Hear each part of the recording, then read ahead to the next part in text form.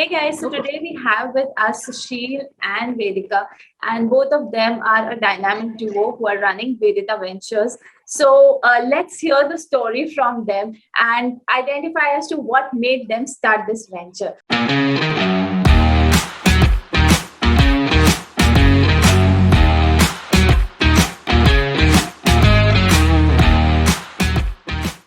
So hi Sushil and Vedika to this show today, and let's let the audience know as to what made you start this and like from where the story started. Exactly. So Vedita Ventures, I would say, is Sushil's idea. He is the one who is fond of HR. Okay, that came to him. He's done his MBA in HR, and so we got married, and he was already into the business, into the family business, and he wanted to do something different. Okay, and from there, I wanted to work. Coming from Mumbai, settling into Chennai, I did enjoy my married life for 1 year, and then I was like, now it's enough. I need to get back to work. I can't just sit at home. I need to do something.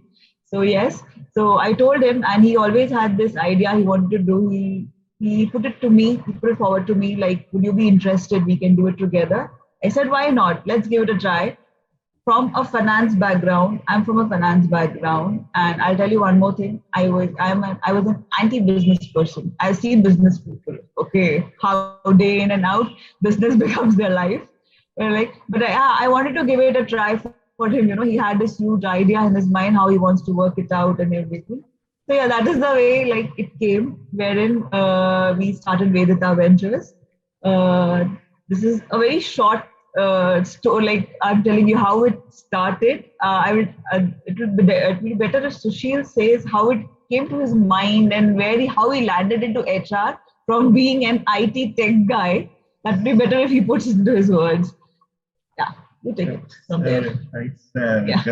So it's just that I started working with one of the IT giants in the country soon after my graduation. And that's one of the phases where I felt that I could do more than just be a software techie. And I felt that that's not exactly my sort of a calling. And I never knew that HR consultancy is something that I would be doing, that's for sure, at that point of time. But yes, it could have been something around the HR, is because a lot of them, people around me at that point of time also said the same, that I should look into management and people management sort of area of my life. Make that as my core business, because that's where I did a lot of my work as well. Even during my days in Infosys, I would be active participating in organizing and being part of the things at offices over there. So the events place, they knew that they could count me as one of the person who would be doing some of the other activity there. That's where this entire thing sort of, I think, made this first place in my head to have an organization or be able to create organizations that are of a caliber or of a culture, I would say, not caliber, like how I saw at Infosys, which was way, way different from what I saw growing up years with a lot of businesses in and around me. So probably a translation of that to people, and in probably the simplest manners that we can, is what triggered the whole idea of having an HR consultancy somewhere later down the line. Wow, that's an amazing story. And definitely, when two people work together and the synergy of working towards the same goal, you definitely reach new heights very soon. So, congratulations for starting this and taking this ahead and sitting here today and talking about it. I know it's something that takes you back down in the memory lane. So even I have been from the HR background, and as far as I understand it, because that was a business that I did and I failed. Okay, so consulting was a business that I did and I failed and left there. That was around 3 years back. As far as I understand, consulting is a very saturated market because you already have giant players playing there, and it's competitive to go there, establish yourself, and create a different uniqueness for you of what services you are offering, how you are different, and all that. So how you are able to make space in the market for Vedita Ventures? So yeah, so I said the idea was to have that as the base to get into companies and understand and talk to them, and going beyond just hiring for them, but making them into a company that could understand what they are hiring for, why they should hire, and understand that HR is more than just a resource. And as our line says, it's a relation that you build with people. Yeah, that like really attracts me as well. That was the line that attracted me as well, that like, you're talking about human relations and not human resources.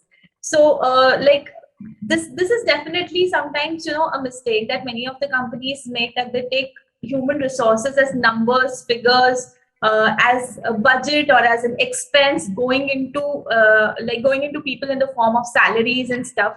But still, like, somewhere the bond that you create with your employees lasts for long, and that's why it's important, like how you handle human resources or human relations in a company rather. So thanks for that thought of maintaining human relations rather than having human resources in your businesses. So normally, like we have seen that, small businesses, they have a small team, and when they have small team, they have more kind of challenges, because when you have small team, you have to be very, very choosy in, like, in keeping the good ratio of people, of having experienced people as well as people who can do like other work for you, the side work or the subsidiary works for you. So you need to have like a proper balance. So like, since you have been working with so many companies around the years where you are helping people find the best resources, so what's your tip for the small business owners, like how they should maintain human resources in their companies?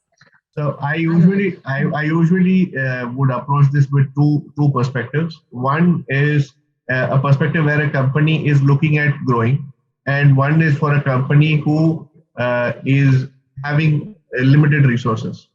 Okay, so the first one, if a company has limited resources, say they don't want to have financial spendings on a salary for multiple people doing multiple roles, and they want one person to take care of multiple roles. Okay, and then they sort of have to identify which is the most important key aspect that they want that particular person for, which is a must-do work, and then slowly and steadily train that person into their company to do multiple other roles. Okay, because what happens typically is they're trying to replace a person who has been with them for say about 5-7 years, and 5-7 years back the person who joined with them joined with no expectation and was ready to do anything and everything for them. All right, and today they expect that a new person to come in and fill up a person who was 5 years with them, because he or she is adapted to the company, has understood the boss and understood the business so well that he's taking care of multiple things. He will be your accountant and your driver at times. Okay, so you can't get that person ready-made available. You've got to build that person after understanding what is your ultimate need. That's one thing that you have to clearly understand, that when it's a small company with limited resources, you've got to understand what is your primary need, get the person with that competence into your company, and then slowly drive them saying that, hey, we are a small people, we're looking at this also, and how much of it are you comfortable taking, because my previous person was also doing all of this. So then slowly, eventually they are going to be part of it. That's the first person when it comes to limited budgets or limited manpower that they want to hire. Now it's a company which is looking at growing themselves, and they don't have the budget constraints, but they sort of don't have an idea as to how things have to be run. In that place is where we reach out to them and give them sort of we sort of get from them an understanding what is actually their business requirements. Okay, and based on that we tell them, instead of hiring one person, you need to hire two different people, go in for something of that sort. Or we suggest them to hire one person for a particular role, and the second skill set is something you can either outsource it or have a part-timer for that, or look into feasible options, because there would be clients who will come down to me and tell me, I want an accountant who should also be a salesperson. And I'm like, sir, you're talking about an introvert who sits in front of a system and churns number. towards an extrovert who would go out to a stranger and tell him, "Hi, sir, I do this." So you won't find that particular skill and competence in two different competence in one particular person. So we've got to make them understand. Now, so then we again understand what is more important. Do you want the salesperson more importantly, or do you want the accountant more importantly? So accordingly, we give them that particular skill set, that particular person who fits in there easily. Is that's the only when we get that clarity, it's easier for us to give them, and that helps them also get lot more clarity, saying that okay, now that I have two people, I can get a lot more done from them rather than one person I stuck waiting for him to finish one task so that I can give him the other task. After this, Saakshi, now there is a good shift in market, okay? Because now, thanks to social media, thanks to going online and everything, the eyes are open all the time. They see how a company culture is built. Even a 50-year-old company or a 40-year-old company who was running on the old culture, with the 4 people employed, but they have, they want to grow. Like today is how corporate companies are.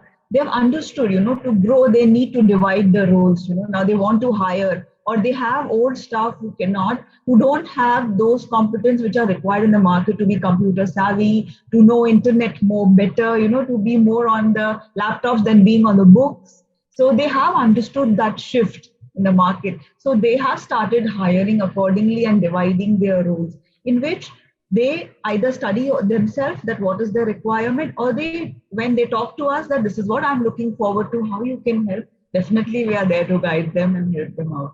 So there is a good shift in the market to that also, and especially in this are starting from these small players. Big players know their job, okay, because they are there already, they know they need to divide. The small players who are now getting into the growth stage, or who are just starting the business also, the young entrepreneurs who are now going into the market, they know that it is not one-man job, that they are going to stay in the market for a long time. Okay? They need to divide certain roles. So to grow at a little rapid space, not like it cannot be like, like a rocket, you put it and it goes up, but they know that if you want to grow at a good pace, you need to divide the roles with their expertise in it.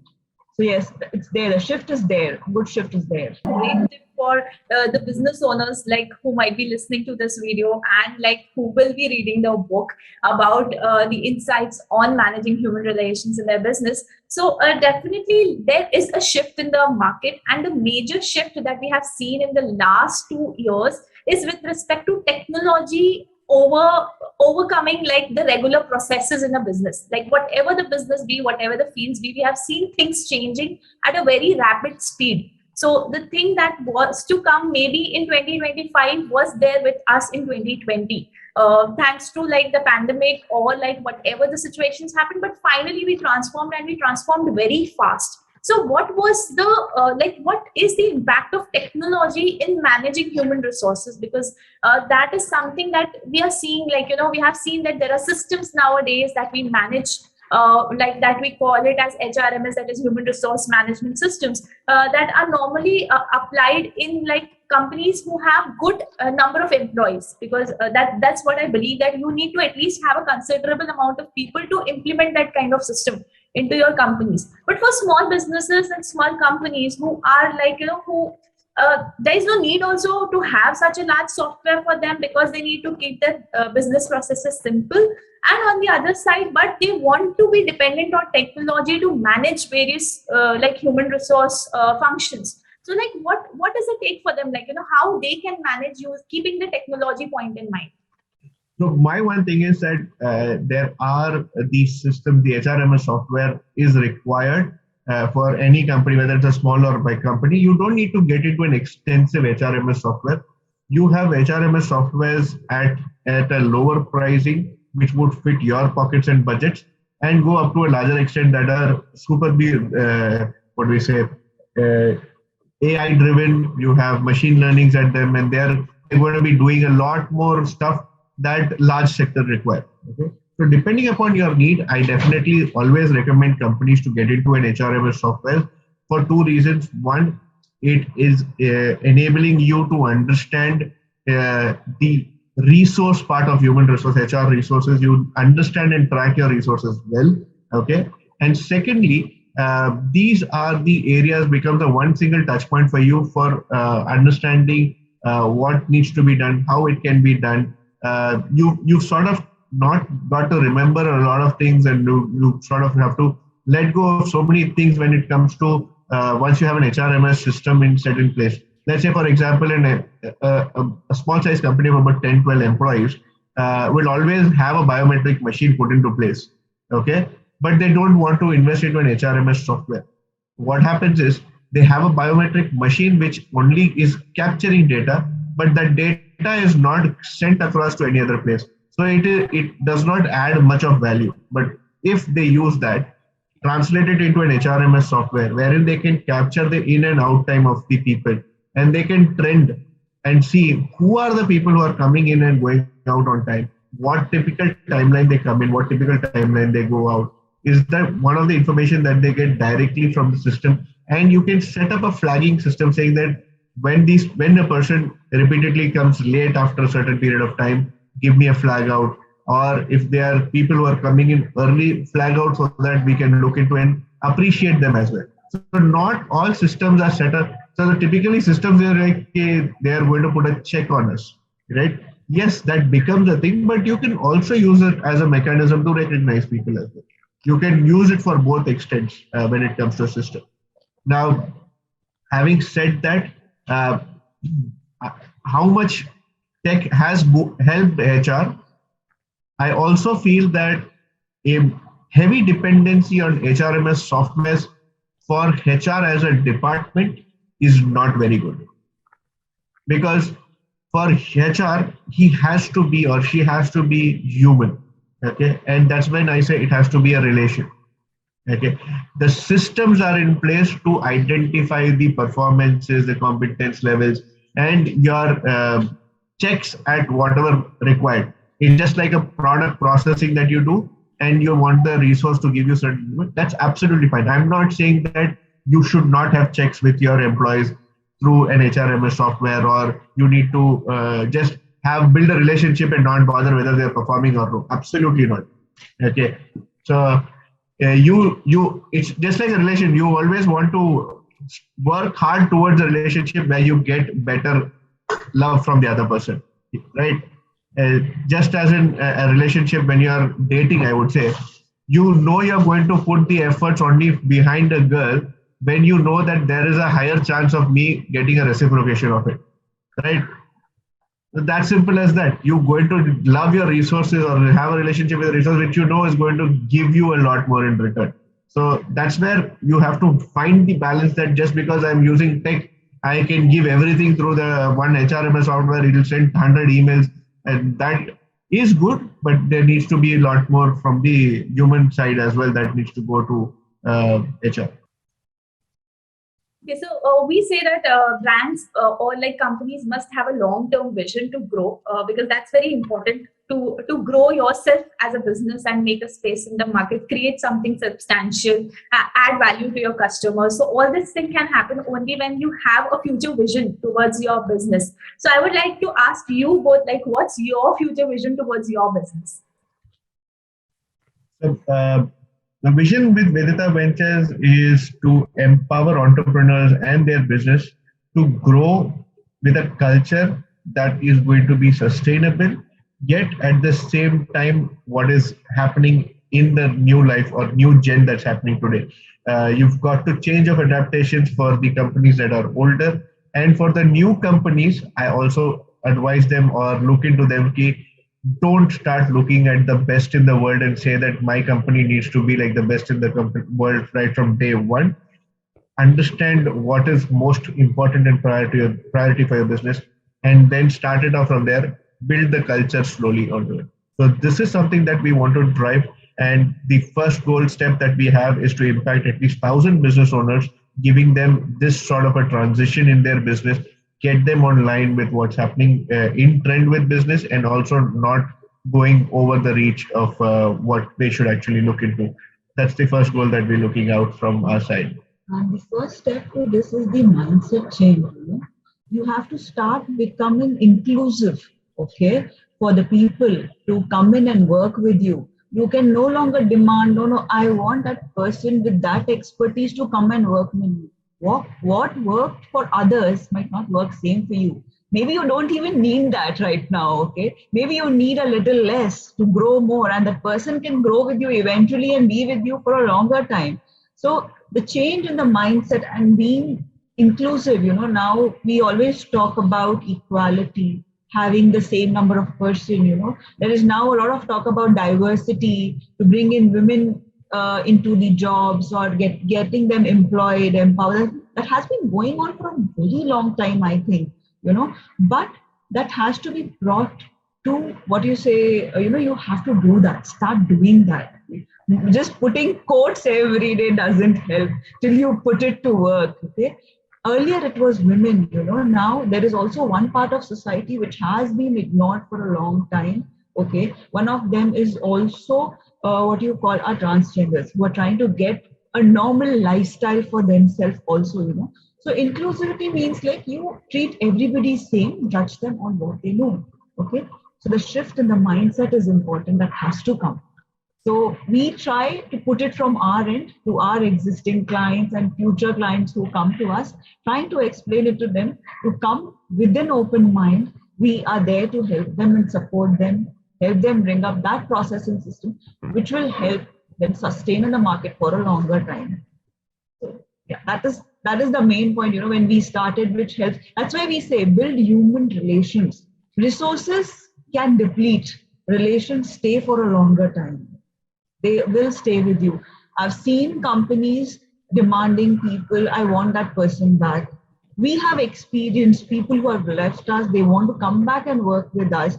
Maybe we left that human touch to them. They felt good working with us. They wanted to join us. I'm not praising our company over here, just giving you an example. But similarly, when other companies say, I want this kind of person, definitely that employee left an impact to that company. They build that relationship, but everybody looks for a growth. They want to go to next step. Maybe that company could provide them that growth only. They were looking to the next step.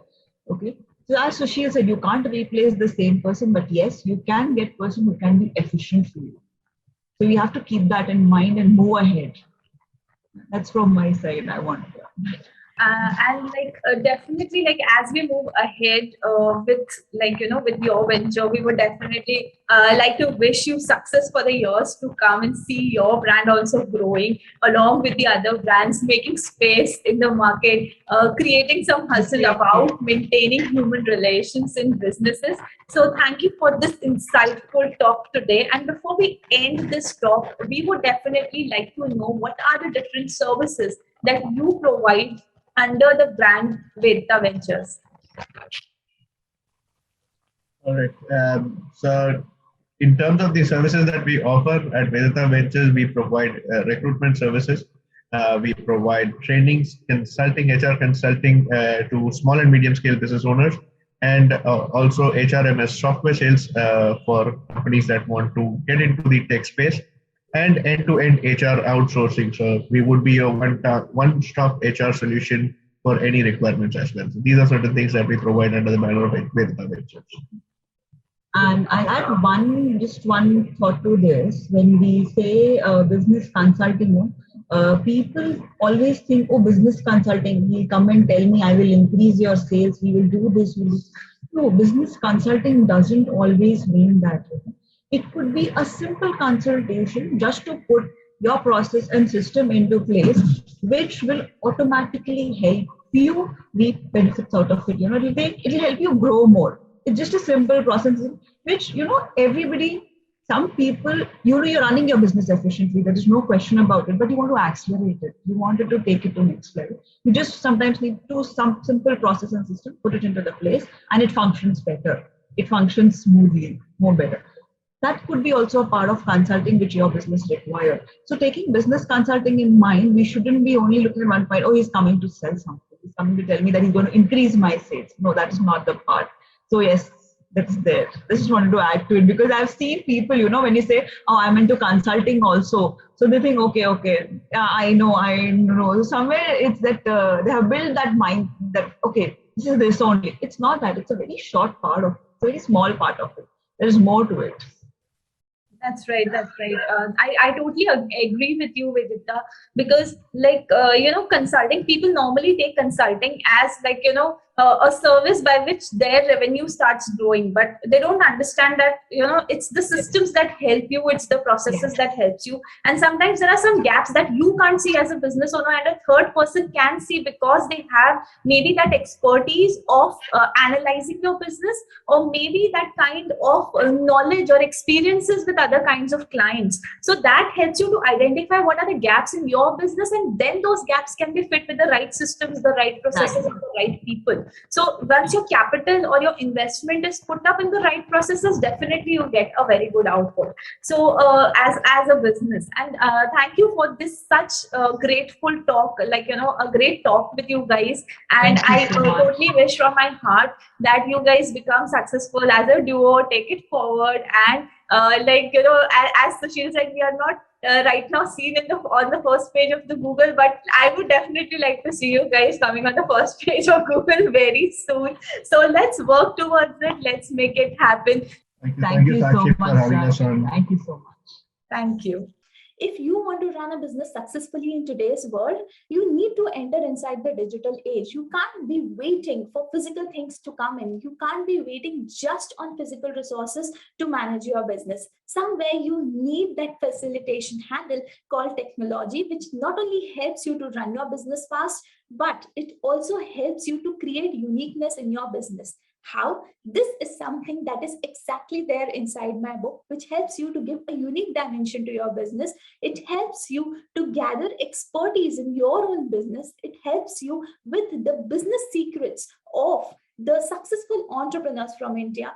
And not only that, it also helps you to design the systems as to how you can do it all by yourself. So this is a self-help book specially designed for solo entrepreneurs and small business owners. So whether you have an office from home or whether you have a small cubicle on rent, it really doesn't matter, as far as you can build your own uniqueness in the business and give it a definite boost in the years to come. How to grab your copy is really very simple. You just need to click on the link down below in the description box and your copy will be there. See you soon.